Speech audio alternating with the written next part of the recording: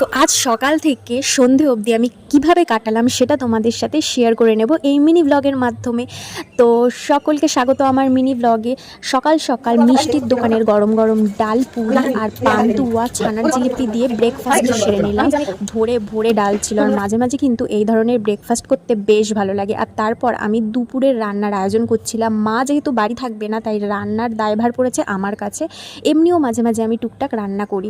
তো কাটাকুটি কমপ্লিট করে একদিকে ভাত আর একদিকে পনিরের একটা তরকারি করার জন্য বসিয়ে দিয়েছি। এই পনিরের রেসিপিটা কিন্তু অলরেডি চ্যানেলে আছে, তোমরা চাইলে চেক করে নিতে পারো।